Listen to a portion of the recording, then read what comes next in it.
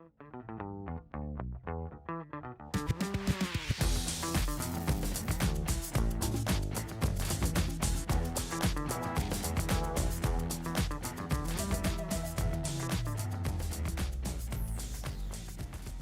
everybody, welcome back to A View from Earth, an interview-based podcast about Colorado scientists and the work that they do.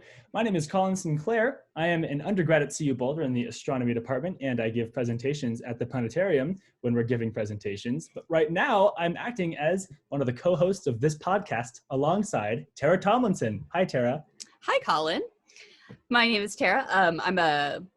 What am I? I'm a planetary scientist. I'm a CU alum. I'm a presenter at Fiske. I help coordinate our outreach program, do lots of other fun little Fiske things. And of course, I'm here on the podcast. Tara basically does everything, so. I try. Yeah. We're also here with John, our producer. Hi, John. Hello. Thanks for producing us as a podcast. Yeah, no problem. You're welcome. We need all the help we can get. We do, yeah. No, you don't. Yeah. No, you don't. So you can. Yeah, this week we're talking with someone named Dr. Seth Hornstein, who is he wears lots of hats at CU, and actually we'll introduce him when we start talking with him. But he specializes in astronomy. I don't know what just happened. He specializes in astronomy education, which is what we're going to be talking about. And so, Seth is a really cool dude. When we first reached out to him, he actually said, I don't know if that's an interesting enough subject to talk about, like for a whole hour-long podcast episode. And we were like, Seth, with you, we could talk. Tara brought up the example of statistics. There's a statistics class that I taught that made statistics interesting. So it's going to be a lot of fun talking with Seth, I think. It's true. And I think we're biased too, because I mean, basically, like you and I as presenters are basically science teachers. I mean, we're astronomy teachers, so we think this is great. Absolutely, yeah. Well, I think that, it doesn't take, how sometimes you have to be in the field to know whether, or to feel the interest of something, and someone speaks about it. But I think in this case, that's not true. I think, Seth is simply interesting, in what he talks about. And it doesn't really matter that we are also there. I don't know. I think that I have never talked to anyone that was like, man, that Seth guy was just super boring. I didn't like what is going on there. So never. Yeah. Well, and I think it's fun too. I mean, maybe not fun, but it's something that is topical or maybe needs to be talked about at the moment, how things have changed in education as far as this whole pandemic situation or whatever. These uncertain times. Right. Education is so different than it was 9 months ago. And I think that's an important thing to talk about and think about and consider. I know a lot of it, at least my parent friends, are really interested in this right now. They've been forced to be interested in how to teach and how to educate kids and science and all of that. Yeah. Well, and something that we will talk about in the interview is what sorts of things will we keep from right now, right? Because it's, obviously I think that most people prefer, our method of instruction from the before times, right? Where, you're in person and you actually get to know your students and, all that. But I think there's, some tools from all of what we're doing today that we can continue using, right? And so it's kind of we've been forced into this, I don't want to say a corner, but we've been forced to adapt to these new circumstances, and certainly some good things will come out of that we will continue to use, even way after the pandemic is in the past. Yeah, for sure. I went to a webinar 2 days ago about from the American Astronomical Society, AAS, about tools for online astronomy education, and they were showing us these things, these simulators that they've made up of looking at how planets orbit and being able to go in and futz with them and turn knobs and dials and things, but just in a simple online program. I mean, we can't do that really in a classroom. There's not really an easy way to set that up. Right. Or having access to, all sorts of Hubble images and doing fun little image analysis things. There's all sorts of really cool online tools that are coming out of this whole, I guess, out of necessity, but but it's also like almost a revolution of online access to things, which I think is super cool. Right. Well, and something that Seth brought up in the interview was, office hours is a great example. Obviously office hours in person, most people prefer that to virtual office hours, but now you can do office hours from anywhere. And that's like a normal thing. So if you're on, if you're on a trip or something, or I don't know, for whatever reason, like you couldn't make it into the office today, it's like a totally normal thing for you to just have your Zoom meeting ready to go. And you can do that. Whereas before it might've been, less obvious or less accessible to those people that hadn't used Zoom in the past. So that's another, lots of good stuff coming out of it. Yeah, I think it's interesting. Mm-hmm. So today we are talking with Dr. Seth Hornstein. He is a senior instructor at CU Boulder, and he's the Observatory and Education Director at the Sommers-Bausch Observatory at CU as well. He serves as a lead mentor for undergraduate astronomy majors with career interests in teaching, and is the department coordinator for the Learning Assistant Program, which is a university-wide program to recruit and prepare talented science majors for careers in teaching. Since 2008, he's been working with the Center for Astronomy Education Collaboration of Astronomy Teaching Scholars, or CATS, and also the STEM Teacher and Researcher Program, or STAR. In addition to his research in astronomy education, he's also worked on infrared observations of the supermassive black hole at the Galactic Center. So thank you so much for joining us today, Seth. Thanks for having me. It's quite a mouthful of all the things I've been involved in, or the hats I wear in the department. You've done some things. I've done a few things. So we figured we'd start off with maybe a kind of obvious question, but so you specialize in astronomy education. How is teaching astronomy different than other subjects? Well, we often, jokingly or lovingly refer to astronomy as a gateway science. And it's the case that almost all colleges require students who are non-science majors to have some amount of science credits. It's the GE, the general education, or core, they call it at CU. And so students are often looking at their schedules and they're like, okay, I'm not a science major and I need to take a science course. And no offense to my other colleagues in other departments, but they go, well, there's physics and there's biology and there's chemistry, or, ooh, this astronomy one, this looks fun. And so we often refer to astronomy as this gateway science because people get into it thinking, oh, it's just going to be light and fluffy and we're going to memorize constellations. But we get them into deep science, and we actually hide a lot of physics and sometimes chemistry and math in it. And so we get people who don't necessarily know they want to think deeply about the science, but astronomy is just one of those things that you can't exist in the world without thinking about astronomy, right? You walk in the dark and you look up and you see the moon, or you look at the stars, or you think about planets. And I think that we can get away, again, no offense to my other science colleagues, but I think that people can get away for most of their life without really ever thinking about what's inside an atom, or how does chlorophyll work, or those sorts of things. But in astronomy, it's so prevalent just in your daily life. And we see eclipses, right? When an eclipse happens, you can't not see it. The sky gets dark. And so we often get people who just are curious about astronomy, maybe in different ways, and they're not necessarily curious about biology or chemistry or zoology or those sorts of things. Even though those are all great topics, and people have passions in all of them. But so we get people hooked in by astronomy. And so then they kind of take the course and they go, oh, I like it.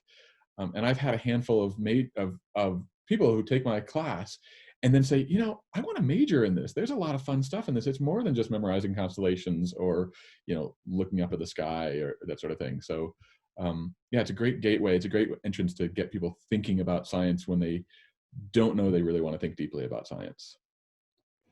That's one thing that maybe I'm just missing out on it, but I know like in astronomy, we have astronomy for majors and astronomy for non-majors. And I haven't seen that in there's not like I haven't seen a chemistry for majors or biology 101 for majors. It doesn't seem like it's split up like that.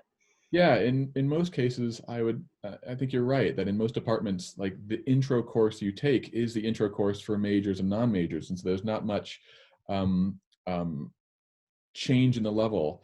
But yeah, we specifically have ones that go that have the physics and the calculus background for our majors, but we know that not everyone's going to take intro physics or intro calculus, and so we want to have a version for our non-majors. And like I said, though, we recruit not intentionally, but unintentionally out of that pool of people who said, this is really interesting. I think I could do this and I want to do this. And then they go on and take the physics and the math courses that they would need.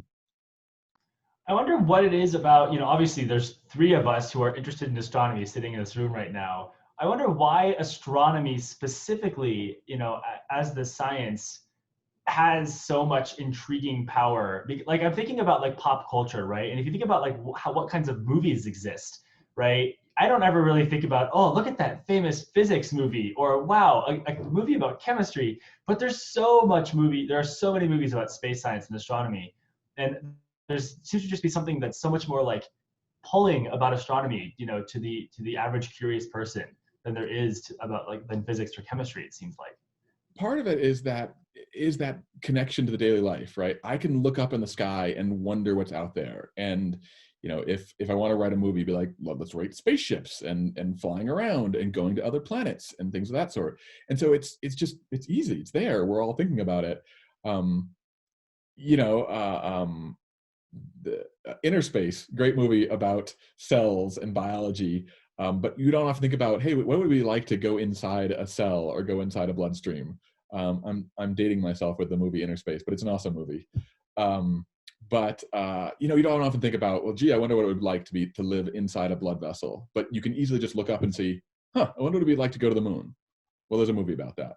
So it's just so, even though it's complex and just as scientific as any of those other things, it's just so accessible to look up and say, I wonder what's out there in space. And then for the pun, it's limitless, right? The universe itself is limitless, and what you can come up with is limitless. And so I think it's just great fodder for sci-fi and pop culture. And it's in the news a lot. And so people kind of read things about it and say, oh, look, they made a discovery of another planet. And instantly your thought is, what would it be like to go there? What would it be like to live there? Are there other people who live there? And so all of those things are really kind of accessible for thinking about and stretching sci-fi into. Well, we just talked with Dr. Larry Esposito about the phosphine on Venus, and that was like a big news event.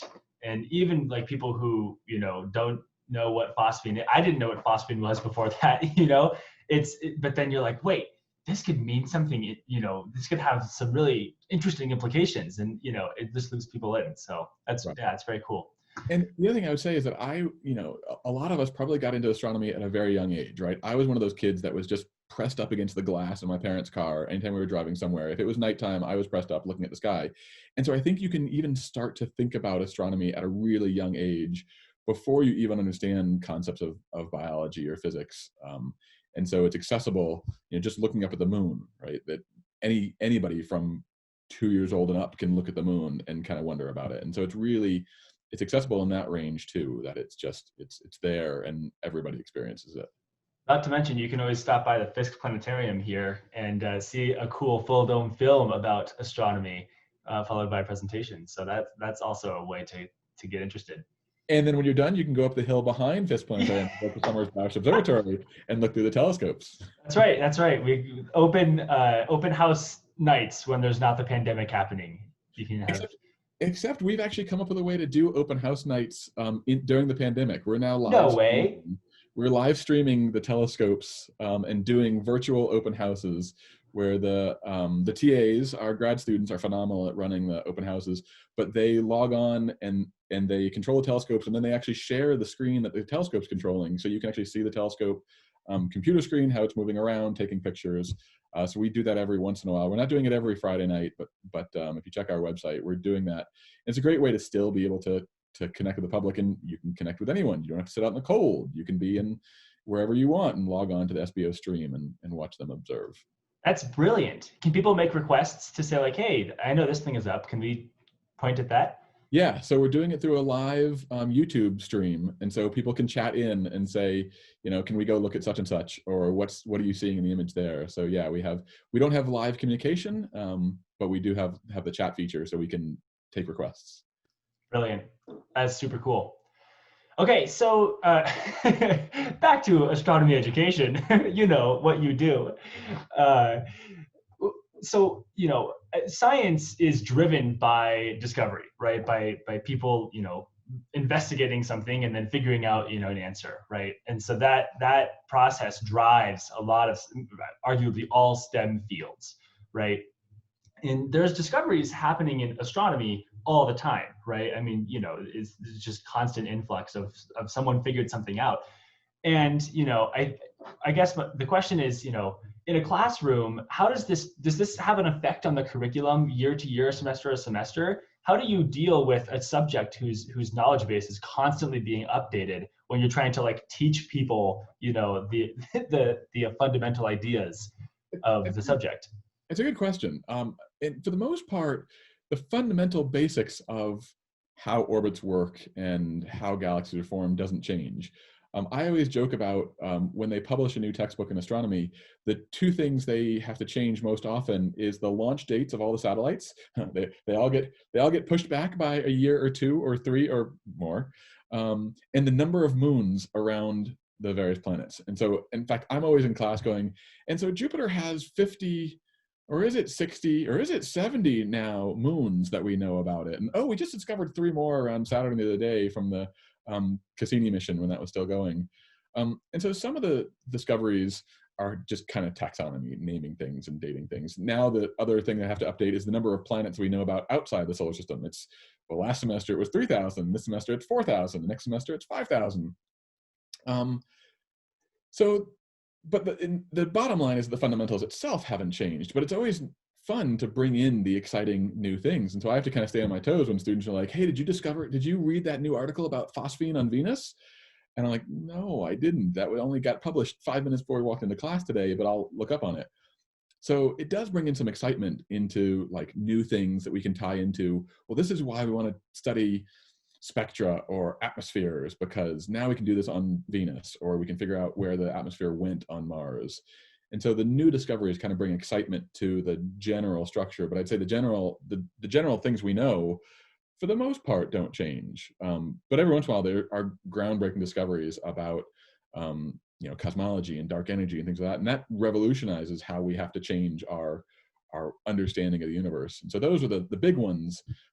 Do have a fundamental change in how we think about things and teach things. But for the most part, I'd say most of the discoveries kind of are adding on to things that we already know about. And so it's just, hey, we learned this, and now they went and used that and discovered, someday I'm going to be saying, and we discovered water underneath the surface of Enceladus. And so, but we've known that there were hints of things of that kind of thing. And so it just builds on that. Someday soon, we'll be talking about the water underneath the crust of Enceladus. This question has bothered me for a while. I've got this book here. You're both familiar with this book. This is the Big Orange Book for astrophysics. And it's published, dated to 2007, and it hasn't been updated. In fact, it's not out of production, but they're no longer updating this book, right? They're done. The authors of this book are done updating it. And when I saw that, Introduction to Modern Astrophysics. Yeah, right, exactly. Yeah, modern astrophysics right there. And when I saw that, I was like, man, that's weird. I feel like a lot has happened in the last 13 years that maybe should be included in a book about modern astrophysics. But that's a good point, that the foundations haven't really changed, so you can still learn all that and then, use that to make sense of the modern stuff that's happening. Right. Yeah. The fundamental physics, the fundamental understandings, those are pretty solid at this point. But like I said, there are every once in a while big, huge shifts, dark energy being one that we weren't expecting at all and revolutionized our understanding. But for the most part, yeah, the foundational physics is all there. It's the oddities or the examples that we're still discovering, or the connections that, we know about galaxies and we know about clusters, but how do they interact, that we're still developing the understanding of. So we also, of course, have to talk a little bit about the current climate in education and things that are happening recently. One of the things we wanted to ask was, what sort of new challenges are astronomy teachers facing now that most schools have moved at least partially online or away from the traditional classroom? Yeah, the trick is still being engaging in lecture or delivery of content. I think a lot of modern teaching in the last 20 years has kind of shifted away from the lecture and used more of what we call active engagement, ways where the students are actually engaging in class and not just being passive listeners. One of my favorite quotes about education is, and see if I can get it right, is that lecture is a process that takes information from the professor's notes, translates them to the student's notes without ever passing through the minds of either. Right? This idea that I can just lecture and not think, and students will be scribbling everything down, but not actually stopping to think. And so a lot of modern teaching is now getting to the point where we need to stop and have students think about the questions and ask questions and answer questions. One of the prevalent things on CU's campus, and I think in a lot of places now, are using clickers or things where you can actually poll the students during class. And those are great for getting students to stop and think about what you've just lectured about. And so switching to the online realm, it's even more important to take those breaks and to stop and think about understanding, because it's even less personal when you're looking at it through a video and you're watching somebody lecture. There's so many easier ways to get distracted when you've got this big electronic device in front of you that is demanding your attention, right? I've got 3 screens here, and it could be really easy to be like, oh, I'm watching a lecture over here, but somewhere over here, I'm doing something else. And so it's been a challenge to try to think of ways to be even more engaging. And by engaging, I don't mean just being really excited and that, but actually getting the students involved in the process. Chat windows have actually been really helpful and really handy. I've seen so many more questions coming in via my classes in chat than I did in lecture, because it's not as intimidating to just type a little chat thing. And so that's one way that people have been engaging. And so when I'm teaching now, I'm either reading the chat, or I have my TAs or my LAs, or undergrad assistants, kind of reading the chats and saying, oh, here's the answer to those sorts of things. And sometimes the students are answering each other, which they can't do in the classroom because they're spread out and they don't want to be passing notes during class, but it's actually a great way to get students engaged and answering each other's questions and things of that sort. So yeah, that's the challenge, is try to find ways to still get students engaged and connected. And of course, the real hard thing is getting a personal connection, because everyone's just a face on a screen there, and some people are not even a face, they're just a box with their name in it. So that's been a challenge to try to, even in my classes of 20, to try to get to know all my students on a really deep basis without ever meeting them in person. Is that something that is a normal, something that you would say that most professors want, is to get to know their students? And I mean this seriously, because I know that the life of a professor is pretty busy, right? You constantly have stuff going on. There's always something next to do, and I think that sometimes I've felt this like, man, it would be really cool to get to know Seth like on like a personal level, but also like I don't want to like bother Seth with trying to get to know this undergrad student when he's got all this stuff to do, So I mean, what's the standard like feel about that?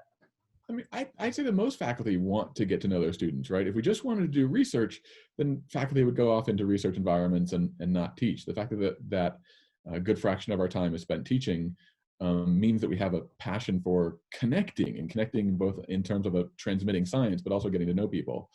So yeah, I try to get to know all my students. I make a game of it the first couple weeks of class. As everyone's walking in, I'm trying to learn their name. One of our colleagues, Professor Dave Brain, in the class memorizes the names of his 200 students, which I tried, but my brain got full. It didn't work. But I try to learn all the names of my students and try to talk to people before class and after class, because yeah, that makes them humans. That makes them, when they're coming to me and asking questions on the homework, they're not just a number and a name. They're people that I know. And yeah, I often interact with students years later, and I love it when I get to meet, see students long time after they graduate and are often, and they come back, or I hear from them and they say, I'm doing such and such now. And it's always kind of a great connection there to know that at least I had a small part in getting them there. But I can feel like I had a part because it wasn't just a transaction. It was actually a relationship. So yeah, I don't ever find it burdensome to talk to my students and get to know my students. There's times where I have to say, okay, I can't do that now, but we have conversations out before, after, even during class, of all sorts of topics that sometimes are related and sometimes aren't related. And I always find that great to making these personal connections. And I can say, as coming from a student perspective, it made a huge deal to me. Like, my very first astronomy class at CU was Intro 101 with Dave Brain. And we walked in the door on the first day of class and he knew 150 names already. And so like everybody, you just automatically like feel like they want you to be there and like this is where you're supposed to be, which is really nice. Yeah, I mean, just that, it's just the little things, especially now during the pandemics, right? Even those little things make it so that you feel like you're a part of the class and a part of the community. You know, we want our majors to be more than just coming in, taking classes and leaving. We're doing all sorts of new things in the department to try to enhance the community and make social networking and make people feel like they're a scientist and they're part of the community. And yeah, just those little things of learning names and talking about, you know, why are you here and what got you into astronomy help make those connections. That's something that I've always thought was really cool about the astronomy department at CU. I live with 3 other science majors, and you know, all of them are in departments. Actually, one of my roommates is also an astronomy major, but the other 2 are in departments that are so big that it seems like almost impossible to like really get fully integrated into the department, socially speaking. But APS has always been like, we get those emails from Jose, you know, every week, and there's always like events going on and ways to meet people and like different, it's just so cool. You know, it really shows the effort that that the program is putting into making a social sphere as well as an academic one for all of the students. So good job. Yeah, we're a small enough department where we can do that, and we, you know, all of our majors get to be connected when they're in their 2nd and 3rd and 4th years with Right. a faculty mentor. And so yeah, it's good that it's good that we're growing, but it's sad that we're growing because we're, you know, we have 300 and some odd majors now, and it's hard to connect with all of them, but we're still at the level where we can have that one-on-one connection and have social connections and professional connections and things of that sort. Absolutely. So, you know, we were talking about using these new Zoom features, right? Like the chat, for example, you know, are making certain parts of education even better because of, you know, the easiness to ask questions. And I guess that my question is, you know, we're learning a whole bunch of things about education by being forced to do it, you know, kind of remotely, like as we are these days, right? And I'm wondering what parts of the way that we're teaching today do you think will carry over into the after times and continue being a normal part of education? Or do you predict that people will go right back to the way it was before the pandemic, you know, really began? You know, it's an interesting question because my gut reaction is, God, I hope we don't have any of this, because it is so impersonal and it's so disconnected. But you're right, there are aspects of it that are powerful. I've heard of faculty back in BC days, right before COVID, using Twitter or things of that sort for students to be able to send in questions. And I was always like, why would you want students to be on Twitter on their phones during class sending in questions? But now I see the power in that. So I think things of that sort, being able to not have to speak up in a class of 200, but still get your questions answered. I can imagine even when I'm lecturing at the front of the classroom on my laptop in non-pandemic mode, having a chat window that students I'm not convinced of this yet, but the students can text in or chat in questions that could be answered either live during class or have a TA monitoring that so they can get their questions answered by somebody. That aspect is really, I think, is useful and powerful to give people a voice without having to speak up in large classes. Yeah, in terms of having to do Zoom and breakout rooms, I don't know. You know, it is handy to be able to do office hours from anywhere at any time. But I still really miss the connection of come into my office, let's sit down and chat. Let's write up on the whiteboard what we're talking about and sketch those things out and draw pictures. You can do all that in Zoom, but it's not quite handy. So yeah, I'm hoping that once we get back, that most of I like the connections. I like being in the classroom. I like having those conversations. But there is something empowering to having lots of people be able to be part of the class. And so I'll have to think about ways to bring those aspects into the in-person classroom. Online homework, I'm finding it's a great way for reducing paper and environmentally sound to have everybody submit things electronically. So that might be something that I do forevermore. You know, the printing out 200 stacks of the 200 copies of the syllabi and homework copies and then extra homework copies and even more extra homework copies. All that I think will also be gone. That we've all gotten used to submitting things electronically, and that's how you do it. I hope DocuSign sticks around and I never have to sign another sheet again. So, you know, the little things administratively, I think we can do a lot electronically that we weren't doing before. Well, thinking about like astronomy specifically, there's so many, I went to a webinar the other day, there's so many cool new tools that they're developing for like simulating observations or remote logging onto telescopes and things like that. But there's a certain part of it that, I mean, at least for me personally, it's not the same as going to the observatory and turning everything on and taking off the covers and doing the whole thing. Yeah. Just to like sit and look through a telescope. Even though we're still sitting at a computer looking through a telescope, it seems like it's just not quite the same. Those are some of the things that I feel like we should get back to. Yeah, right. Staying up all night. Okay, you can still do that, but sitting out in the cold and having to go out in the dark, and it's different when you're in your computer. But the interesting thing is that a lot of modern observatories now are run remote. They never let the scientist actually touch the telescope because we'll break it. They have trained telescope operators who know how the telescope works. For example, a lot of my research at the Keck telescopes in Hawaii was done not even from the mountain, was done on the island of Hawaii, but you were in the town of Waimea and connected through a video link. It was Zoom before there was Zoom.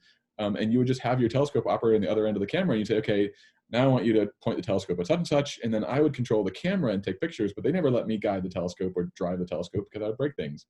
So it's interesting, doing things remotely these days is almost more like actual observing is.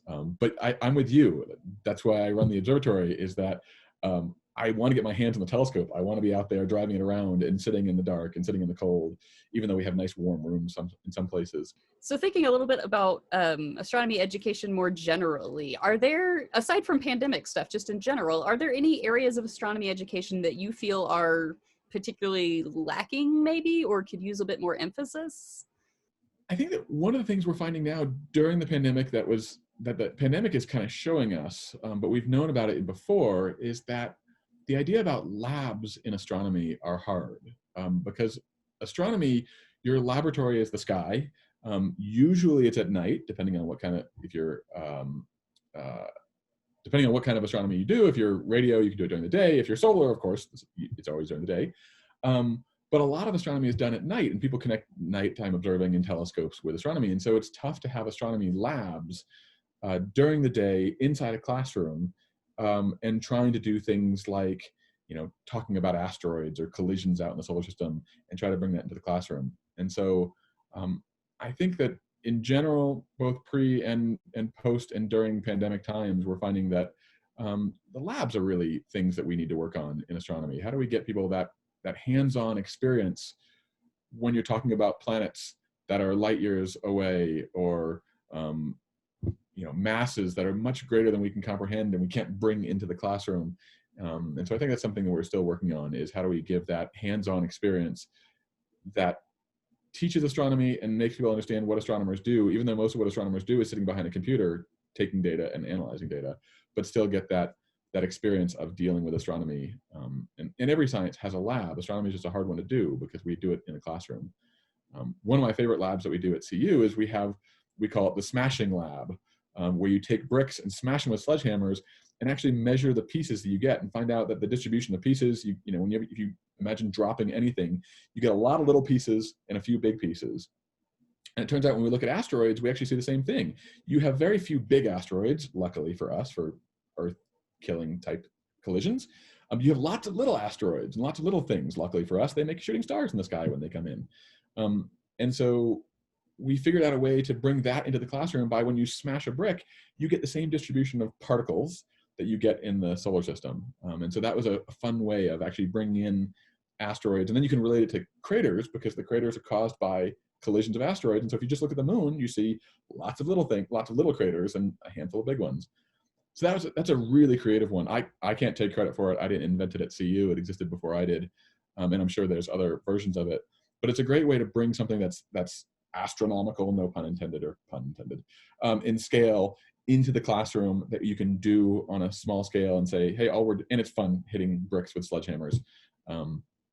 And so it kind of brings astronomy into the classroom. And so I think those types of things we need to think about more, or how do we bring seasons and moons and light and all these concepts and planets and galaxies, how do you bring galaxies into the classroom in a hands-on way?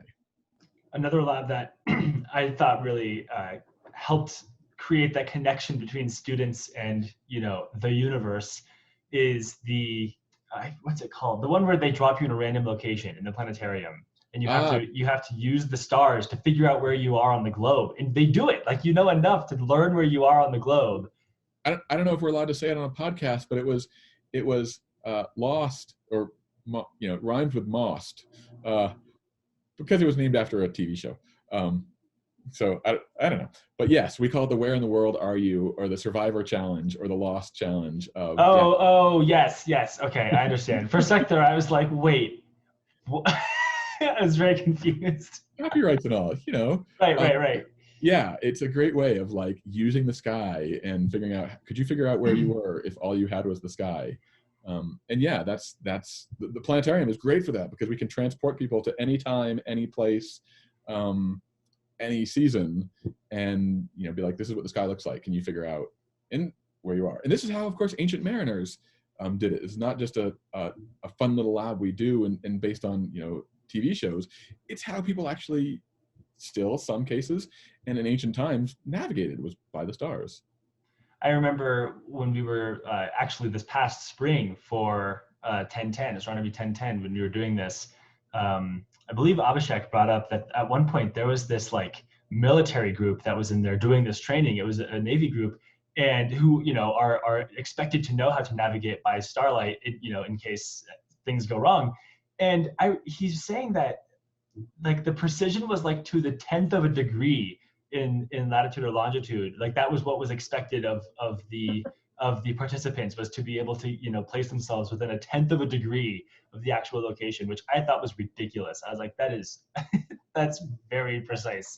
Well, I can imagine the need for it, right? Your communication, right. Your electronic systems fail, you're out in the middle of the ocean, you got to find an island. Right, totally. So you don't want to be floating around there. You have to know exactly where you are. Yeah. Yeah, it always amazes me that before all of this, right, the Polynesians were sailing thousands of miles and being able to get from French Polynesia to Hawaii and making it. And doing it by the positions of a few stars. Right.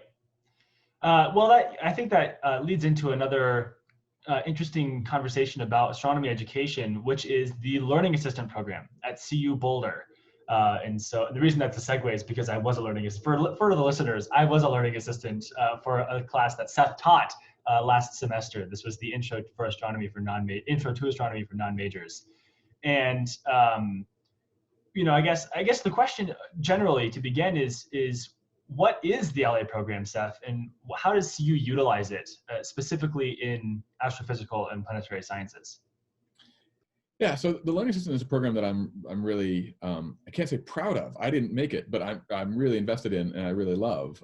It's a program that brings students back who've taken a course and done relatively well in it, and who are interested in communicating that science to others. I mean, it was designed foremost for increasing the science literacy of future teachers, but it also helps the class itself. And so I think the LA program, the Learning Assistant program, talks about how they have a kind of a try design, which is helping future teachers, helping the students in those classes, and helping departments make their education better.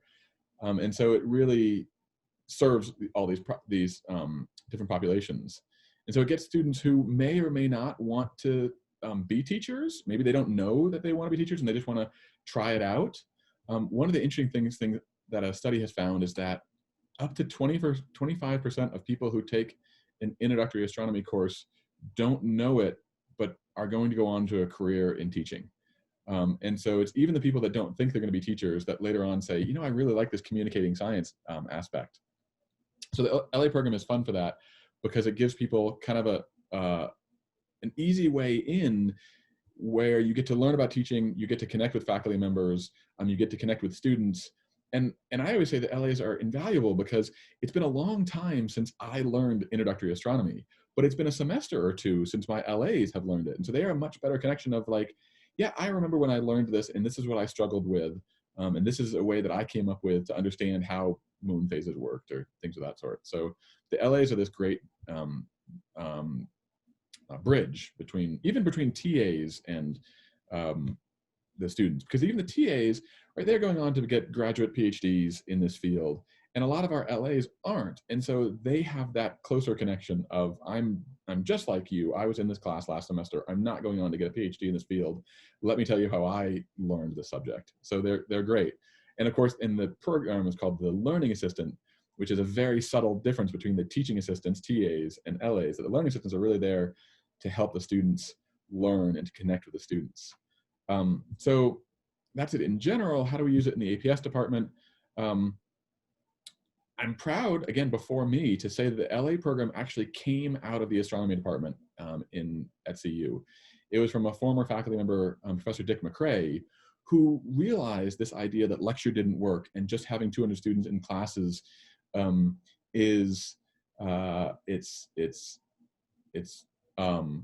it's learning malpractice almost, right? We're trying to teach people, but we put them in this class of 200 and the professor lectures at the front of the board. And so he realized that for students to really get the material, they had to be in small groups. They had to be thinking about the material. And he also realized that we didn't have the funding or the ability to have 20-person classes in this 200-person lecture.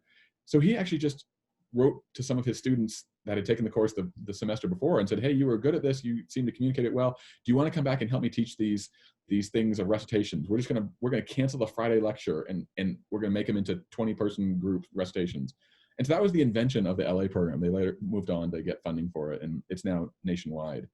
So we use the LAs to help run recitations where the students are kind of doing activities and doing hands-on learning with the material, not just as a review of the material in class, but actually engaging with it and doing worksheets and activities and labs. As Colin, as you were, we use the LAs as being in the labs themselves. I use an LA in my programming course to help connect with the students about how to learn programming, what works best for that. So there really are great connections. Anywhere you want to have small activities and you want to connect with the students to do these sorts of things, LAs are great. And they learn on the same, like I said, the other part of the triangle is that the LAs learn how to teach. They get to see behind the scenes. What are we doing when we're preparing for classes? How do we as the faculty and as the teachers think about how to develop materials and how to present materials? So it really helps everybody, and it helps the department have a better educational model. And I remember as a student, it was a big help with the, I guess, intimidation factor. Sometimes you're afraid, like literally afraid to take your questions all the way to the professor when it's somebody that's your age or at least on the same level as you. It's a lot less frightening. Exactly. Yeah. The LAs are great connections on all sorts of levels. They might connect better, and more is better, right? So having more points of contact from TAs to faculty to LAs. My goal is always that someone there can connect with the student and the student feels comfortable coming and asking those questions. And yeah, I love it when I find out that my LAs and students have great relationships. They're like, yeah, I talk to that person all the time. I'm like, that's the point, right? We want them to be comfortable to somebody they can come ask their questions. And also, just to keep advertising this, first-time LAs they are actually required to take a pedagogy course. So not only are you learning all of the stuff from your lead instructor, but you're learning science-based pedagogy techniques alongside all of that. So it's really, and then you can employ that in the classroom with the students that you're working with. And so it's just this whole big, great thing. And for what it's worth, the LA, for any students listening, LA applications for spring 2021 are beginning on Friday, October 30th, and go on for 2 weeks or so. And so after listening to this, if you're interested in becoming an LA, then you have this opportunity to, if you want to. So and we're hiring in the APS department. I think at any given time I want to say there's over 100 LAs employed on campus in all sorts of departments across campus. Yeah, so it doesn't have to be in astronomy. It can be in pick your favorite class. Not even just all the sciences. Right. There are lots of classes that are on campus, departments in the LA program.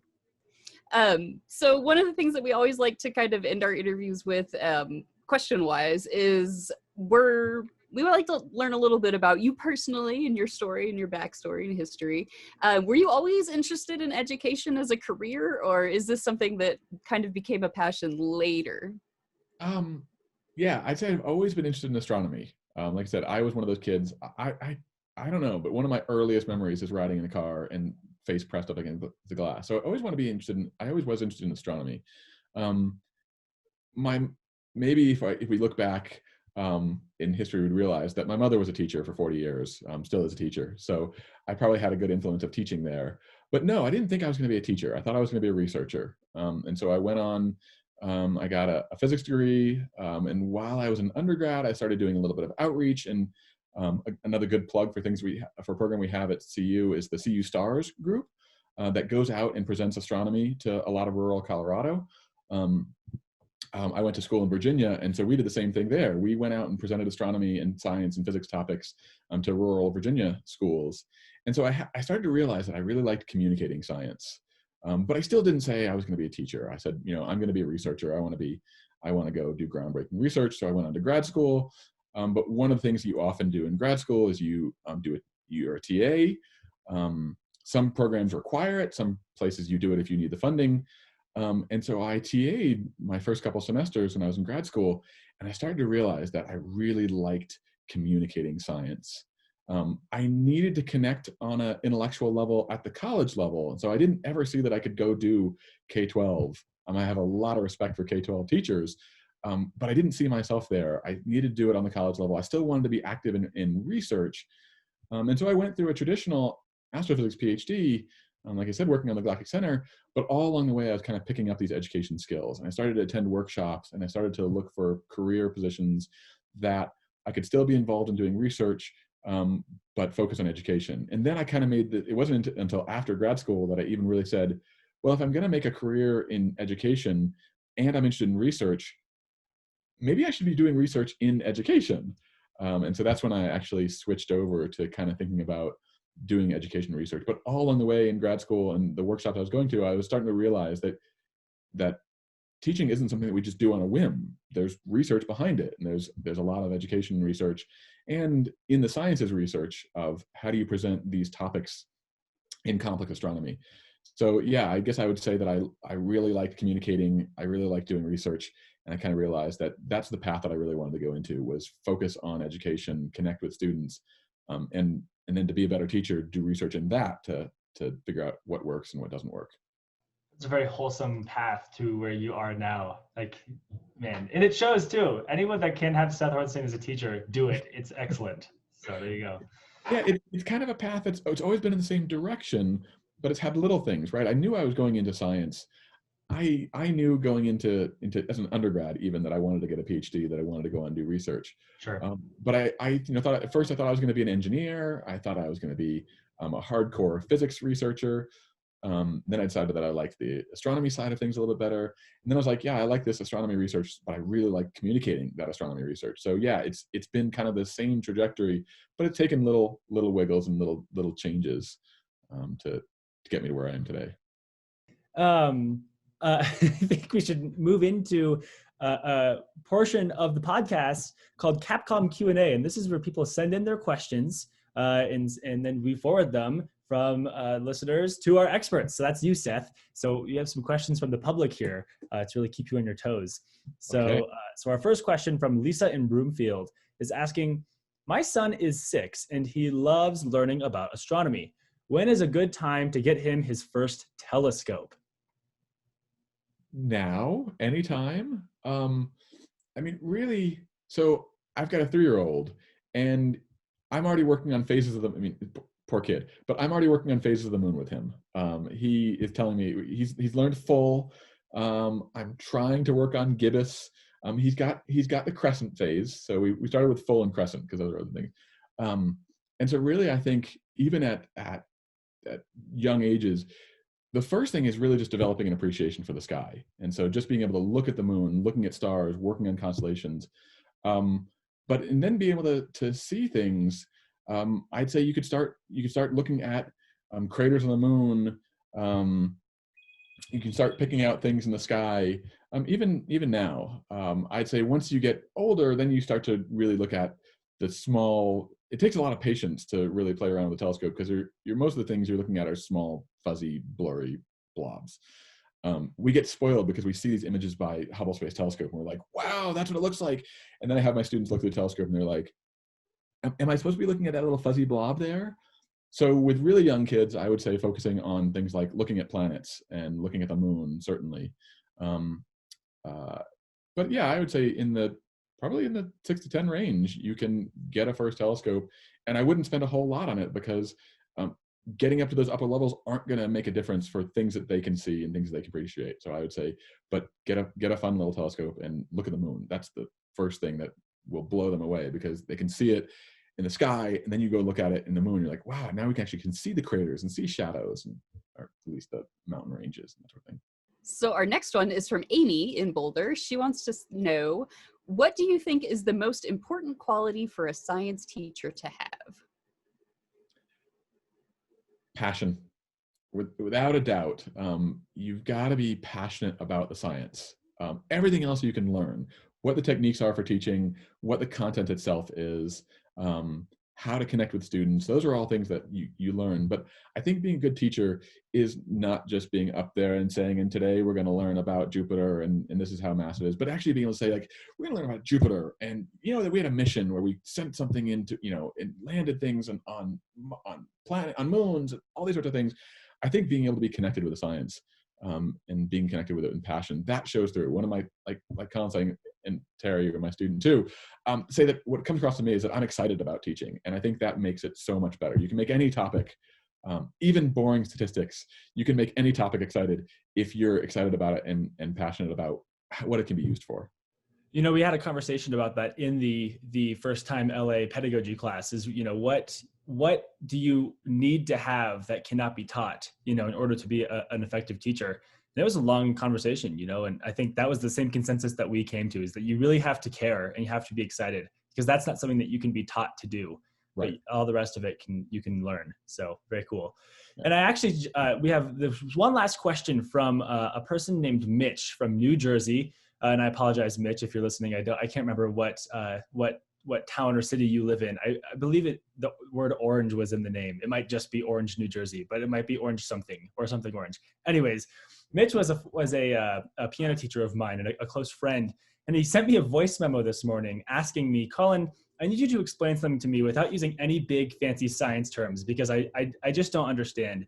He said, last night I was sitting out on the roof of my apartment building, and I had my Sky Guide app out on my phone, right? And I was just looking at the sky and looking around and seeing what there was. And he noticed that there were two bright points of light just above the horizon, which ended up being Jupiter and Saturn. And he asked me, he was like, Colin, how can we see Jupiter and Saturn all the way from here at Earth? And he seems to be, wondering about the how far away they are, right? And so how can we see something that's, as far away as these points of light, but in a very non-jargony scientific way? And I figured, rather than answering that question for myself, we have an expert science teacher here to answer that question for Mitch. So go ahead, Seth. This is Mitch's question. So I can answer with very little jargon. They're huge, and the sun is really, really bright. We don't really think about the sun as being that bright. But it really is. I mean, you think about it, the sun is just like all these other stars, and all the other stars we can see in the night sky, even though they're light years, thousands of light years, millions of light years away, and we can see the light from them. So then you got to imagine, okay, now you put this thing only 8 light minutes away, and it's going to be really bright. So that's the first part, is the sun is really bright, and probably brighter than we can, to use a bad term, brighter than we could possibly imagine. And then the other aspect of it is that they're big. Jupiter and Saturn are huge. These things are 10 times bigger than the Earth, which means they have 100 times bigger in terms of area. And so they're just giant reflecting surfaces. The interesting thing that we're seeing is that we're not seeing any light from Jupiter or Saturn themselves. All that we're seeing is reflected light. The moon's a great example too. The moon is just a big white mirror that's showing us sunlight. So yeah, I think that's the easiest way to think about it, is that just the sun is so comprehensibly bright that you can put something millions, hundreds of millions of miles away and still reflect its light. And these planets are quite big. I mean, that's what makes finding the asteroids so hard, is that they're small. They don't reflect very much, but planets are huge. The other thing that really amazes me about planets is that we don't see the difference between looking at a planet in the sky, but a star in the sky. But when we look at planets, our eyes are actually seeing a disk of light versus a star, we just see a point of light. And that's to me, that still blows me away, because that means we're actually seeing the shape of the planet. For planets in our own solar system, we're actually seeing the shape of the planet with our own eyes. We can't really tell, but this is part of the reason why stars twinkle and planets don't, because stars are just single points of light, and little bits of turbulence can block them out and unblock them and block them and unblock them, so you see them twinkle. But a planet doesn't twinkle because it's a whole circle of light that if you block out a little bit of it, you don't lose the rest of it. And if you block out this part, you still see it over there, and that part, and so on. That to me is kind of an extension of Mitch's question of, not only are we seeing the light reflected, but we're actually seeing, we can't tell, but we're seeing the shape of the planet with our eyes. And that kind of blows me away to think about. When you look up at the sky, you're not seeing a dot of light when you look at Saturn. You're actually seeing a very tiny disk that you can't even perceive. It's so small, but physically it's different than the point of light that we see from the stars. Even though the stars are a whole lot bigger, they're also a whole lot further away. So I hope that explains it at a non-jargony level.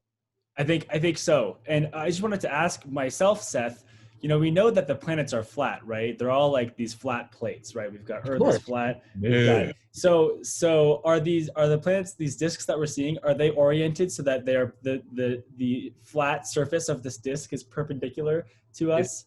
It's just the great cosmic coincidence, right? Got it. They're all, every single thing in the universe is all perfectly flat, but perfectly aligned to us, right? That's part of the reason why it's so hard to believe the flat Earth ideas. That you have to kind of suspend a lot of disbelief and say, yeah, if that's the case, then that must mean all these other things are just happen to be perfectly aligned to us. And so, yeah, you can discount a lot of, even without even thinking about science, about the amazing number of coincidences that would have to happen for every flat object in the universe to all be aligned with Earth. But yes, we live on a round sphere. My favorite was Cube Earth. It's an extension of flat Earth into three Cubic dimensions. So you have flat Earth, but it's actually a three-dimensional flat Earth. It's Cube Earth. And that's a really cool thing. You can come see at Fiske once the building's open again. Ask your navigator for Cube Earth and tell them Colin sent you. Show Cube Earth. Oh, awesome. That's right. That's right. That would make eclipses really hard to explain. It would, yeah. It's a new challenge. It would make the orientation problem a lot easier, because you wouldn't have to orient it, but then you have all these edges. Right. Yeah. It's just a coincidence. Yeah, that's all it is. It's just a nice coincidence. Awesome. Well, Seth, thank you so much for joining us today. It has been so much fun to talk with you about astronomy education and the program at CU Boulder. And stay safe and well. Thank you. It's been a lot of fun. Thanks for having me. All right, so that has been our episode for this week. Thank you so much to Dr. Seth Hornstein, for coming to chat with us today about astronomy education. It was a blast hanging out with him, as always. And thank you to all of you for listening. Be sure to come back next week. We have an extra special surprise, because it is going to be our last episode for a little bit until the spring. So this is like season 2A that we're wrapping up now. And so for our last episode of Season 2A, we are bringing you Colonel Astronaut Dr. Jim Voss, a real live astronaut who has been on the International Space Station. He's done spacewalks. I think he still has a record for the longest spacewalk ever. And he's also available for us here at CU. So he's going to come and chat with us. So if you're excited by that, and maybe you have some questions that you would like to ask an ISS astronaut, be sure to go to our website, www.colorado.edu/Fiske, and you can submit your questions there. You can also see the schedule of, well, just our one upcoming show at this point, but when our spring schedule comes up, you'll find it there as well. There's, like I said, the option for you to submit questions. And there's also an option for you to donate there. So if you would like to contribute to our spring season, our spring sessions, I guess, want to give us a couple more episodes and we can bring you some really cool new stuff to talk about, you can donate to us there. We really appreciate that. And also be sure to, wherever you're accessing our podcast, go ahead and like and subscribe and comment and share with your friends. And we don't want you to miss any of our upcoming episodes when those are coming out. And our podcast is available on YouTube, SoundCloud, Spotify, and Apple Podcasts. So you can find us anywhere in there. Otherwise, thanks so much for listening, and we'll see you again next week.